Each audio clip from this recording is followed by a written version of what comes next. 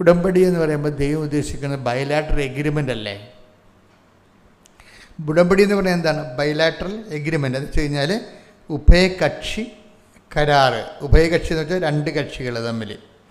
അപ്പോൾ ഉടമ്പടി നമ്മൾ ശ്രദ്ധയോടുകൂടിയാണ് എടുക്കണമെന്നുണ്ടെങ്കിൽ ദൈവം ഒരു വ്യക്തിയായിട്ട്, നമ്മളൊരു വ്യക്തിയായിട്ട് ഈക്വലായിട്ട് വരും. ഇത് ചില ആൾക്കാർക്ക് ഇതിൻ്റെ ഇക്കണോമിക്സ് അറിയാൻ പറ്റും.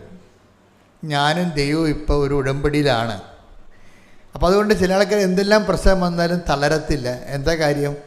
ഉടമ്പടിയാണ്, ഉടമ്പടിയിലുള്ളതാണ്. ഈ ഉടമ്പടിയുടെ ഗുണം അതാണ്. ബയലാറ്ററലായിട്ടുള്ള ബൈൻഡിങ് ആണ്, മ്യൂച്വൽ ബൈൻഡിങ് വരും. അപ്പം നമ്മുടെ മുമ്പിലൂടെ എൻ്റെ മക്കളെ എൻ്റെ ദൈവത്തിൻ്റെ വിഷയത്തിലുള്ള ഉടമ്പടി സിമ്പിളാണ്. അപ്പം നമ്മൾ ദൈവദിവസത്തിൽ ഏറ്റിരിക്കുന്ന കാര്യങ്ങൾ നമ്മളൊരു ദൈവികമായ രീതിയിൽ എടുക്കണമെന്ന് മാത്രമേ ഉള്ളൂ. സിമ്പിളായിട്ട് നമ്മൾ മാനുഷ്യമായിട്ട് രീതിയിലാണ് ചില ആൾക്കാർ ഉടമ്പടി ചെയ്യണത്. അതുകൊണ്ടാണ് ദൈവം ബൈൻഡ് ചെയ്യാത്തതിൻ്റെ കാരണം. പക്ഷേ ദൈവം അതിനെ അഡ്ഹിയർ ചെയ്യത്തില്ല, ദൈവം അതിന് വശംവദനാകത്തില്ല. കാരണം എന്ന് വെച്ച് കഴിഞ്ഞാൽ നമ്മൾ ഉടമ്പടിയിൽ പല കാര്യങ്ങളും ഉഴപ്പും